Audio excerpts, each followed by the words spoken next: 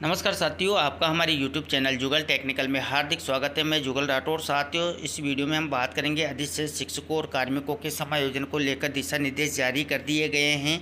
जितने भी हिंदी मीडियम हैं या इंग्लिश मीडियम विद्यालय हैं, उनमें जितने भी कार्मिक अधिशेष हैं या शिक्षक अधिशेष हैं, उनका समायोजन होगा। समायोजन कैसे होगा, समायोजन की प्रक्रिया क्या रहने वाली हैं, और जितने भी विद्यालय उनमें पदों का निर्धारण कैसे किया गया है, जो अधिशेष शिक्षक होंगे उनका पदस्थापन कहाँ होगा, कैसे होगा, इसकी पूरी प्रक्रिया क्या रहने वाली है, पूरा टाइम फ्रेम क्या है, पूरी जानकारी मैं आपको इस वीडियो में देने वाला हूं। तो कंप्लीट पूरा वीडियो देखिए। और आप हमारे चैनल पे नए और अभी तक आपने हमारे चैनल को सब्सक्राइब नहीं किया तो चैनल को सब्सक्राइब करें, बेल आइकन प्रेस करके ऑल पर जरूर क्लिक करें, क्योंकि ऐसी ही लेटेस्ट जानकारी मैं आपको लगातार देता रहता हूँ। साथ ही साथियों, ये जो वीडियो हैं ये आपकी सहायता के लिए हैं। आप अंतिम रूप से जो विभाग के नियम हैं, आदेश हैं, उनको ही जो है फॉलो करें, उनका ही पालन करें। तो शुरू करते हैं। तो देखिए, निदेशक माध्यमिक शिक्षा राजस्थान बीकानेर के द्वारा जितने भी अधिशेष शिक्षक हैं यानी कि अधिशेष शिक्षकों कार्मिकों के समायोजन के संबंध में दिशा निर्देश जारी कर दिए गए हैं। यानी कि जितने भी अधिशेष शिक्षक हैं कार्मिक हैं उनका समायोजन अब किया जाएगा। इसको लेकर पूरी जानकारी क्या है, तो देखिए, अंग्रेजी माध्यमिक विद्यालयों सहित यानी कि यहाँ पर अंग्रेजी माध्यम विद्यालय सहित समस्त राजकीय विद्यालयों में यानी कि जितने भी राजकीय विद्यालय हैं उनमें विभिन्न कारणों से अधिशेष शिक्षकों कार्मिकों के समायोजन के संबंध में दिशा निर्देश जारी किए जाते हैं। अब देखिए, सबसे पहले पदों का निर्धारण यानी कि पदों का निर्धारण कैसे होगा वो जानकारी आपको करनी जरूरी है। तो देखिए, विद्यालय में अधिशेष शिक्षकों की पहचान के लिए विद्यालयवार स्वीकृत माने जाने वाले पदों का निर्धारण निम्नानुसार किया जाएगा। यानी कि विद्यालय में स्वीकृत पद कौन से माने जाएंगे, उसका निर्धारण कैसे किया गया है। तो देखिए, यहाँ पर पहला पॉइंट दे रखा है, ये अंग्रेजी माध्यमिक विद्यालयों में अधिशेष कार्मिकों की गणना करते समय राज्य सरकार के दिशा निर्देश क्रमांक यहाँ पर दे रखे हैं। देखिए, ये क्रमांक है 2019 जयपुर दिनांक जो 14 जून 2019 को प्रतिसंलग्न के प्रावधान अनुसार अंग्रेजी माध्यमिक विद्यालय में पद स्वीकृत माने जाने हैं। यानी कि यहाँ पर जो पद स्वीकृत किए गए हैं वो 14 जून 2019 का आदेश अनुसार पद स्वीकृत किए गए हैं, और उन्हीं पदों को आपको जो है स्वीकृत मानना है, चाहे उक्त अनुसार पद स्वीकृत होना शेष हो या शाला दर्पण पोर्टल पर जो है पद अप्रदर्शित हो। यानी कि यहाँ पर यह स्थिति भी बताई गई है कि पद स्वीकृत होना शेष भी हो सकता है या शाला दर्पण पोर्टल पर अप्रदर्शित हो, फिर भी यहाँ पर इस आदेश के अनुसार उनका प्रावधान किया गया है। दूसरा, यहाँ पर देखिए, हिंदी माध्यमिक विद्यालयों के लिए स्वीकृत पद तथा कर्मोन्नत विद्यालयों में न्यूनतम नामांकन के आधार पर शासन के दिशा निर्देश क्रमांक यहाँ पर जो आदेश है शासन का वो यहाँ पर देखिए 30 अप्रैल 2015 की प्रतिसंलग्न के अनुसार पद स्वीकृत माने जाने हैं। यानी कि जितने भी हिंदी माध्यमिक विद्यालय के लिए स्वीकृत पद हैं या कर्मोन्नत विद्यालयों में न्यूनतम नामांकन के आधार पर जो पद हैं वो यहाँ पर 30 अप्रैल 2015 के आदेश के अनुसार स्वीकृत माने गए हैं, चाहे उक्त अनुसार पद स्वीकृत होना शेष हो, ये भी यहाँ पर बताया गया है। अब देखिए, स्पष्ट अधिशेष कार्मिकों की पहचान आपको कैसे करनी है, ये काफ़ी इंपॉर्टेंट है। तो देखिए, यहाँ पर पहला बिंदु है, अंग्रेजी माध्यमिक विद्यालयों हेतु शिक्षकों और कार्मिकों के चयन उपरांत कार्यग्रहण के पश्चात ही उन विद्यालयों में पहले से कार्यरत समकक्ष अचयनित शिक्षकों कार्मिकों को अधिशेष माना जाए। यानी कि यहाँ पर आपको ध्यान रखना है कि अंग्रेजी माध्यम विद्यालयों में जितने भी शिक्षक कार्मिक के चयन के उपरांत यानी कि उनका चयन उपरांत या कार्यग्रहण के पश्चात ही, जो कार्यग्रहण होता है उनके पश्चात ही उन विद्यालयों में पहले से कार्यरत जो समकक्ष अचयनित शिक्षक या कार्मिक है जिनका चयन महात्मा गांधी के लिए नहीं हुआ है यानी कि अंग्रेजी विद्यालयों के लिए नहीं हुआ है, उन सभी को अधिशेष माना जावे। तो ये यहाँ पर बताया गया है। दूसरा बिंदु यहाँ पर है, अंग्रेजी माध्यमिक विद्यालयों में मापदंडानुसार सर्जन योग्य पदों से अधिक कार्यरत होने की स्थिति में ही कार्मिकों अधिशेष माना जाए। यानी कि जैसे मान लीजिए जो पद सर्जित हैं और उससे अधिक कार्यरत हैं, उस स्थिति में उन कार्मिकों को भी अधिशेष यहाँ पर माना जाना है। तीसरा बिंदु यहाँ पर है, अंग्रेजी माध्यमिक विद्यालय अंग्रेजी जो माध्यमिक विद्यालय हैं उनमें पूर्व प्राथमिक कक्षाएँ संचालित की जा रही है। यानी कि जो प्री प्राइमरी क्लासेज है वो संचालित की जा रही है, में पूर्व प्राथमिक शिक्षा अध्यापकों के पदस्थापन पर कार्यग्रहण करने की स्थिति में। यानी कि वहाँ पर जो पूर्व प्राथमिक शिक्षक है जिनको हम एंटिटी टीचर्स भी बोलते हैं, उन्होंने कार्यग्रहण कर लिया है। कार्यग्रहण करने की स्थिति में इन विद्यालयों में पूर्व प्राथमिक कक्षाओं में अध्यापन हेतु चयनित अध्यापक लेवल प्रथम, यानी कि पहले यहाँ पर पूर्व प्राथमिक कक्षाओं को अध्यापन कराने के लिए जो अध्यापक लेवल प्रथम थे उनकी नियुक्ति की गई थी, उन शिक्षकों को अधिशेष माना जाए। यानी कि वो सभी शिक्षक जो लेवल 1 के पूर्व प्राथमिक कक्षाओं को पढ़ा रहे थे अब वहाँ पर एंटिटी टीचर आ चुके हैं, तो उन सभी टीचर्स को जो है अधिशेष माना जाना है। चौथा पॉइंट यहाँ पर है कि क्रमोन्नत विद्यालय में शासन के दिशा निर्देश। देखिए यहाँ पर ये जो क्रमांक है, दिनांक 30 अप्रैल 2015 में अंकित मापदंडानुसार पद स्वीकृत मानकर मापदंडों से अधिक कार्यरत शिक्षकों कार्मिकों को अधिशेष माना जाए। यानी कि इस आदेश के अनुसार जितने भी पद स्वीकृत करते हैं उससे अधिक अगर कोई शिक्षक कार्यरत है या कार्मिक कार्यरत है तो उसको अधिशेष माना जाना है। इस आदेश को भी आप 30 अप्रैल 2015 का आदेश है, इसको अच्छे से रीड करें। इसके अकॉर्डिंग ही पदों का स्वीकृति जारी की गई है। अब देखिए, जिन अंग्रेजी माध्यमिक विद्यालयों में कंप्यूटर शिक्षक यानी कि कंप्यूटर शिक्षक की भी हम बात कर लेते हैं। जिन अंग्रेजी माध्यमिक विद्यालयों में कंप्यूटर शिक्षक पद हेतु चयन प्रक्रिया से पूर्व में चयनित अध्यापक लेवल प्रथम द्वितीय का पदस्थापन किया गया है। यानी कि पहले ऐसे शिक्षक जो लेवल प्रथम में थे, द्वितीय में थे और उनका कंप्यूटर शिक्षक में जो है चयन हो गया था, तो ऐसे शिक्षक जो, लेकिन इन विद्यालयों में वरिष्ठ कंप्यूटर अनुदेशक, बेसिक कंप्यूटर अनुदेशक का पद स्वीकृत होकर कार्मिक पदस्थापित, यानी कि वहाँ पर कंप्यूटर अनुदेशक आ चुके हैं या वो वरिष्ठ हो या बेसिक हो, तो ऐसे कार्मिक वहाँ पर आ चुके हैं को अधिशेष मानते हुए समायोजन किया जाएगा। यानी कि ऐसे लेवल प्रथम द्वितीय के जो टीचर्स हैं उनको यहाँ पर अधिशेष माना जाएगा और उनका समायोजन भी किया जाएगा। अब देखिए, अंग्रेजी माध्यमिक विद्यालय में जिस स्तर की अंग्रेजी माध्यमिक विद्यालय में जिस स्तर की अंग्रेजी माध्यम की कक्षाएं संचालित हो रही है उस स्तर तक प्रावधान हेतु अंग्रेजी माध्यम विद्यालय हेतु जारी मापदंड लागू होंगे। यानी कि जिस स्तर तक अभी कक्षाएं संचालित हो रही है उतने ही यहाँ पर पद स्वीकृत के मापदंड लागू होंगे। इसके बाद देखिए, हिंदी माध्यम की बात करें तो देखिए, हिंदी माध्यम की कक्षाओं हेतु पूर्व में मापदंडानुसार स्वीकृत पदों के अतिरिक्त अधिशेष कार्मिकों का निर्धारण किया जाएगा। यानी कि जितने पद स्वीकृत करते हैं उसके अतिरिक्त जितने भी हैं उनको अधिशेष कार्मिकों का निर्धारण किया जाना है। इसके बाद देखिए, प्रारंभिक तथा माध्यमिक शिक्षा के विद्यालयों में स्वीकृत पदों अथवा मापदंडानुसार स्वीकृत योग्य से अधिक पदस्थापित कार्मिक शिक्षक अधिशेष होंगे। यानी कि प्रारंभिक माध्यमिक शिक्षा के जितने भी विद्यालय हैं उनमें जितने भी पद स्वीकृत करते हैं वो मापदंडानुसार स्वीकृत योग्य हैं तो ठीक है, नहीं तो जो भी अधिक है उन जो कार्मिक शिक्षक हैं उनको अधिशेष यहाँ पर माना जाएगा। माध्यमिक शिक्षा विभाग के विद्यालयों में पदस्थापित कार्मिक जैसे कि वरिष्ठ प्रबोधक है, वरिष्ठ शिक्षाकर्मी है, पंचायत शिक्षक है, कनिष्ठ शिक्षक है, पैरा टीचर, ट्रेनी टीचर इत्यादि जितने भी टीचर्स हैं जिनके पद इन विद्यालयों में नहीं होते हैं वो भी विभाग में अधिशेष माने जाएंगे। यानी कैसे भी अगर कार्मिक माध्यमिक शिक्षा विभाग में लगे हुए हैं और उनके पद नहीं हैं तो वह भी जो यहाँ पर अधिशेष माने जाएंगे। अब देखिए, यहाँ पर न्यायिक प्रकरण में स्थगन प्राप्त, यानी कि न्यायिक प्रक्रिया से कोई जो भी शिक्षक कार्मिक है को अधिशेष नहीं माना जाए तथा इस कारण से संबंधित पद पर अन्य पदस्थापित शिक्षक कार्मिक को अधिशेष माना जाए। यानी किसी की मान लीजिए सेम पद पर 2 कार्मिक है लेकिन एक कार्मिक है जो न्यायिक प्रकरण के कारण है और तो उसको अधिशेष नहीं माना जाना है, दूसरा जो शिक्षक है या कार्मिक उसको अधिशेष माना गया है, तो ये भी यहाँ पर बताया गया है। इसके बाद देखिए, मंत्रालयिक संवर्ग के अधिशेष कार्मिकों की पहचान करते समय वित्त व्यय विभाग राजस्थान सरकार के देखिए यहाँ पर आदेश है, जो मंत्रालय कर्मचारी हैं 25/5/2022 का आदेश है उसकी पालना सुनिश्चित की जाए। यानी कि इनके लिए 25/5/2022 के आदेशानुसार जो है यहाँ पर अधिशेष कार्मिकों की पहचान की जानी है। इसके बाद देखिए, सामान्य निर्देश क्या हैं, ये भी काफ़ी इंपॉर्टेंट है। देखिए, जैसे कि विद्यालय में कार्मिकों की कार्यग्रहण तिथि के आधार पर वरिष्ठ कार्मिक का समायोजन उसी विद्यालय में करते हुए, यानी कि कार्यग्रहण तिथि के अनुसार वरिष्ठ कार्मिक का समायोजन उसी विद्यालय में करते हुए कनिष्ठ कार्मिक को विद्यालय में अधिशेष माना जाएगा, ये भी यहाँ पर बताया गया है। इसी प्रकार ग्राम पंचायत ब्लॉक में अधिशेष कार्मिकों को चिन्हित किया जाकर समायोजन किया जाएगा।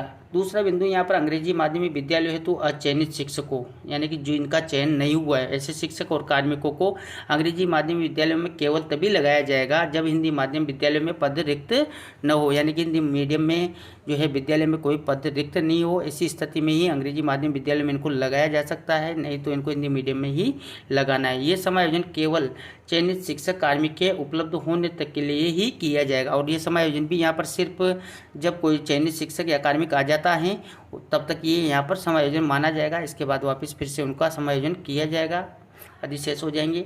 इसके बाद देखिए, तीसरा बिंदु है यहाँ पर माध्यमिक शिक्षा विभाग के विद्यालयों में अधिशेष कार्मिकों का समायोजन उसी स्पष्ट रिक्त पद विषय पर उनके मूल पद के अनुसार ही माध्यमिक शिक्षा विभाग के विद्यालयों में किया जाए। यानी कि ऐसा नहीं है कि किसी जिसका पद अलग है उसको दूसरे पद पर समायोजन कर दिया जाए, ऐसा नहीं होगा। माध्यमिक शिक्षा विभाग के जितने भी अधिशेष कार्मिक हैं उनका समायोजन स्पष्ट रिक्त पद विषय पर उनके मूल पद के अनुसार ही माध्यमिक शिक्षा विभाग के विद्यालयों में किया जाना है। अन्य पद अन्य विषय के विरुद्ध पदस्थापन कतई नहीं किया जाए। माध्यमिक शिक्षा विभाग के विद्यालय में रिक्त पद शेष न रहने पर प्रारंभिक शिक्षा विभाग के विद्यालयों में समायोजन की कार्रवाई की जाए। अगर माध्यमिक विद्यालय में पद रिक्त नहीं है, शेष नहीं है, तभी आप यहाँ पर प्रारंभिक शिक्षा विभाग के विद्यालय में समायोजन कर सकते हैं। इसके बाद देखिए जो चौथा पॉइंट है वो काफ़ी इंपॉर्टेंट है।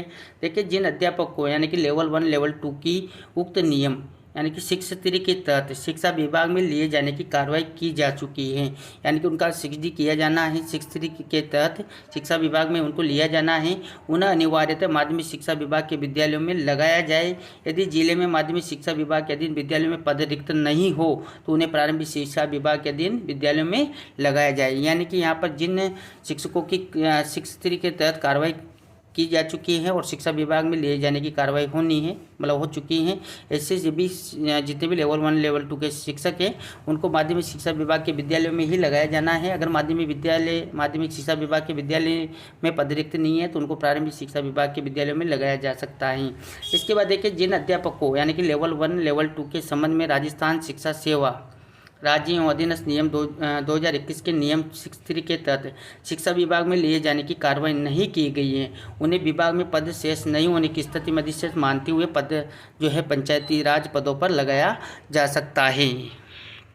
इसके बाद देखिए जो बिंदु संख्या 6 है, इसमें देखिए माध्यमिक शिक्षा विभाग में समायोजन नहीं हो सकने वाले अधिशेष कार्मिक यथा जैसे कि वरिष्ठ प्रबोधक है, वरिष्ठ शिक्षाकर्मी, पंचायत शिक्षक, कनिष्ठ शिक्षक, पैरा टीचर, ट्रेनिंग टीचर इत्यादि को प्रारंभिक शिक्षा विभाग के ग्रामीण क्षेत्र के विद्यालयों में ही पदस्थापित किया जाए। यानी कि ऐसे जो भी टीचर्स हैं जिनका माध्यमिक शिक्षा विभाग में समायोजन नहीं हो सकता, उनको जो है प्रारंभिक शिक्षा विभाग के ग्रामीण क्षेत्र के विद्यालयों में ही पदस्थापन किया जाना है।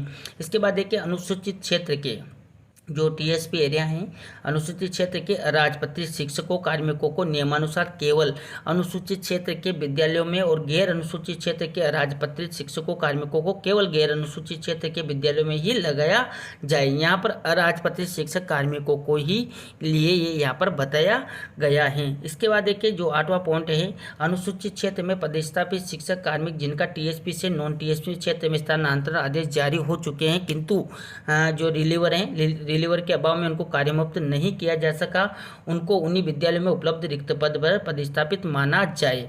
यानी कि उनको कार्यमुक्त नहीं किया गया है और उनको उनके ही विद्यालय में उसी विद्यालय में उपलब्ध रिक्त पद पर पदस्थापित माना जाएगा। इसके बाद देखिए राजस्थान स्वेच्छा ग्रामीण शिक्षा सेवा नियम 2010 के तहत नियुक्त शिक्षकों और कार्मिकों को केवल ग्रामीण क्षेत्र के विद्यालयों में ही लगाया जा सकेगा। ऐसे शिक्षक जो है शहरी क्षेत्र में नहीं जा सकेंगे। इसके बाद देखिए अंग्रेजी माध्यमिक विद्यालय हेतु चयनित हुए शिक्षकों कार्मिकों के अधिशेष होने की स्थिति में, यानी कि जो अंग्रेजी माध्यमिक विद्यालय हैं और जिसमें उनका चयन हो चुका था, ऐसे शिक्षक कार्मिक अधिशेष हैं होने की स्थिति में उन्हें सिर्फ अंग्रेजी माध्यमिक विद्यालय में ही प्राथमिकता से लगाया जाए। यानी कि उनका जो चयन होगा वो अधिशेष हो चुके हैं तो अंग्रेजी माध्यम विद्यालयों में ही उनको लगाना है प्राथमिकता से। इसके बाद देखिए शिकायत के आधार पर एपीओ किए गए एवं प्राथमिक जांच में दोषी पाए गए प्राथमिक जांच 10 दिन में पूर्ण की जाए। शिक्षक कार्मिकों को उनके पूर्व पदस्थापन स्थान के वरिष्ठता क्षेत्र में संबंधित नियुक्ताधिकारी द्वारा पदानुसार दूरस्थ जिले दूरस्थ ब्लॉक के ग्रामीण क्षेत्र में लगाया जाएगा। ये भी यहाँ पर काफ़ी इंपॉर्टेंट है। इसके बाद देखिए अन्य कारणों यानी कि प्रतिनियुक्ति समाप्ति सही से एपीओ किए गए शिक्षकों कार्मिकों का समायोजन एपीओ किए जाने के समय प्रतिनियुक्ति पर जाने से पूर्व के पदस्थापन जिले के उसी विद्यालय में या पूर्व पदस्थापन विद्यालय के निकटतम विद्यालय के रिक्त पद पर किया जाना है। इसके बाद देखिए न्यायिक प्रकरणों में स्थगन के कारण एक ही पद पर एक से अधिक शिक्षकों कार्मिकों के पदस्थापन के कारण अधिशेष हुए अन्य शिक्षकों कार्मिकों को अंतिम निर्णय के अधीन पूर्व पद पर कार्य ग्रहण कराया जावे।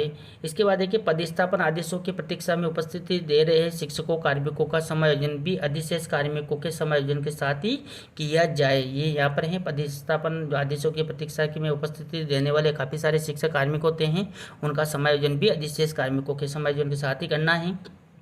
इसके बाद देखिए नंबर 15 जो भी काफ़ी इंपॉर्टेंट है, इसमें देखिए अधिशेष शिक्षकों कार्मिकों का समायोजन रिक्तियों के निम्नानुसार क्रम में किया जाएगा। यानी कि इस क्रम में इनकी जो है नियुक्ति दी जाएगी। पहला यहाँ पर देखिए उसी विद्यालय में अगर पद रिक्त हैं और ने पर उनका वहाँ पर ही समायोजन कर दिया जाएगा। अगर मान लीजिए अपने विद्यालय में पद रिक्त नहीं है तो देखिए उसी ग्राम पंचायत में राजस्व ग्राम में पद रिक्त होने पर वहाँ पर समायोजन कर दिया जाएगा। अगर उसी राजस्व ग्राम में पद रिक्त नहीं होने पर उसी ग्राम पंचायत के अन्य विद्यालय में पद रिक्त हैं तो वहाँ पर समायोजन कर दिया जाएगा। और देखिए अगर ग्राम पंचायत में पद रिक्त नहीं होने पर उसी ब्लॉक में स्थित अन्य विद्यालय में रिक्त पद होने पर वहाँ पर पद स्थापित कर दिया जाएगा। और देखिए अगर संबंधित ब्लॉक में भी पद रिक्त नहीं होने पर अन्य ब्लॉक के विद्यालय में रिक्त पद पर वहाँ पर जो है उसका समायोजन कर दिया जाएगा, यथासंभव निकट के ब्लॉक के विद्यालय में करना है। इसके बाद देखिए 16 नंबर का पॉइंट भी काफ़ी इंपॉर्टेंट है। इसमें देखिए प्रारंभिक शिक्षा विभाग में अधिशेष कार्मिकों का समायोजन राज्य सरकार के पत्रांक जो 28/5/2019 प्रतिसंलग्न में उल्लेखित प्रक्रिया के अनुसार किया जाना है। यानी कि प्रारंभिक शिक्षा विभाग के जितने भी अधिशेष कार्मिक है उनका समायोजन होगा वो 28 मई 2019 का जो आदेश है उसके अनुसार जो प्रक्रिया बताई गई उसके अनुसार करना है। इसके बाद देखिए मंत्रालय कर्मचारियों का समायोजन यथासंभव उसी जिले के विद्यालय में किया जाना है। यानी कि जो मंत्रालय कर्मचारी हैं और अधिशेष हैं तो उनका समायोजन उसी जिले के विद्यालय में किया जाना है। अगर जिले के विद्यालय में पद रिक्त नहीं होने पर कार्यालय में भी लगाया जा सकता है, ये काफ़ी इंपॉर्टेंट है। इसके बाद देखिए शहरी क्षेत्र के अधिशेष कार्मिकों का समायोजन शहरी क्षेत्र में तथा ग्रामीण क्षेत्र के अधिशेष कार्मिकों का समायोजन ग्रामीण क्षेत्र में ही किया जाना है। यानी कि जो शहरी क्षेत्र के कार्मिक हैं उनका शहरी क्षेत्र में ही लेना है और ग्रामीण क्षेत्र के कार्मिकों का ग्रामीण क्षेत्र में ही समायोजन किया जाना है। इसके बाद देखिए अधिशेष कार्मिकों के समायोजन की प्रक्रिया एवं समय सारणी, ये भी काफ़ी इंपॉर्टेंट है। देखिए समायोजन प्रक्रिया का विवरण यहाँ पर दिया हुआ है और निर्धारित तिथि यहाँ पर दी हुई है। तो देखिए यहाँ पर जो पहला पॉइंट है इसमें देखिए अधिशेष कार्मिकों की पदवार सूची तैयार करना है। यानी कि जितने भी अधिशेष कार्मिक है उनकी पदवार सूची तैयार होगी। वो 18 सितंबर 2024 तक निर्धारित तिथि है। यानी कि 18 सितंबर तक ये सबकी सूचियाँ पदवार तैयार कर ली जाएगी। इसके बाद देखिए अधिशेष कार्मिकों में से समायोजन योग्य कार्मिकों की बिंदु संख्या 3 जो कि मैंने आपको ऊपर बताया था, बिंदु संख्या 3 के जो बिंदु 15 के अनुसार संभावित पदस्थापन करना है वो 20 सितंबर 2024 तक करना है। देखिए यहाँ पर 15 जो मैंने पॉइंट बताया था ये रहा, इसके अनुसार यहाँ पर किया जाना है। इसके बाद देखिए पॉइंट नंबर 3 है, देखिए स्थान सूची तैयार करना है। वो यहाँ पर मैंने आपको तारीख बताई थी, देखिए 20 सितंबर 2024 तक यहाँ पर सूची तैयार करना है। इसके बाद देखिए माध्यमिक शिक्षा विभाग में क्रम संख्या 2 की कार्रवाई के उपरांत जो ऊपर मैंने आपको बताया था, कार्रवाई के उपरांत शेष अधिशेष कार्मिकों की सूची प्रारंभिक शिक्षा विभाग को सुपुर्द करना है। यानी कि माध्यमिक शिक्षा विभाग में हो जाने के बाद अगर बच जाते हैं तो प्रारंभिक शिक्षा विभाग को सुपुर्द कर दिए जाएंगे, वो 20 सितंबर 2024 है। इसके बाद देखिए प्रारंभिक शिक्षा विभाग द्वारा माध्यमिक शिक्षा विभाग से लौटाए गए तथा प्रारंभिक शिक्षा में अधिशेष कार्मिकों की समेकित पदवार सूची तैयार करना। यानी कि ऐसे जितने भी शिक्षक हैं जो प्रारंभिक के हैं या माध्यमिक से लौटाए गए हैं इन सब अधिशेष कार्मिकों की एक समेकित पदवार सूची तैयार होगी। वो देखिए यहाँ पर 23 सितंबर 2024 के यहाँ पर डेडलाइन दी गई है। इसके बाद देखिए प्रारंभिक शिक्षा विभाग द्वारा बिंदु संख्या 3 के उपबिंदु 15 के अनुसार संभावित पदस्थापन स्थान सूची तैयार करना, जो कि मैंने आपको ऊपर बताया। उसके अनुसार 25 जो सितंबर है 2024 को उसके अनुसार यहाँ पर यह सूची तैयार करनी है। इसके बाद देखिए प्रारंभिक माध्यमिक शिक्षा विभाग द्वारा पदस्थापन आदेश जारी करना। तो देखिए 26 सितंबर 2024 तक सबके यहाँ पर पदस्थापन आदेश जारी कर दिए जाएंगे। तो ये थी साथियों यहाँ पर अधिशेष शिक्षकों कार्मिकों के समायोजन के संबंध में विस्तृत दिशा निर्देश, जिसमें महात्मा गांधी यानी कि अंग्रेजी माध्यमिक विद्यालय हो या हिंदी मीडियम के विद्यालय हो, इनमें पदों का निर्धारण किस प्रकार किया जाएगा और जो पद हैं पदों के अनुसार कौन शिक्षक अधिशेष माने जाएंगे, अधिशेष शिक्षकों का समायोजन किया जाएगा तो कैसे किया जाएगा, कहाँ समायोजन किया जाएगा, कौन कौन जो है कार्मिक के शिक्षक है वो समायोजन योग्य हैं, और सारी जानकारी मैंने आपको इस वीडियो में देने का प्रयास किया। आपको हमारी जानकारी कैसी लगी? जानकारी अच्छी लगी तो लाइक शेयर करें, और अभी तक आपने हमारे चैनल को सब्सक्राइब नहीं किया तो चैनल को सब्सक्राइब करें, बेल आइकन प्रेस करके ऑल पर जरूर क्लिक करें, क्योंकि ऐसी लेटेस्ट जानकारी मैं आपको लगातार देता रहता हूं। धन्यवाद साथियों।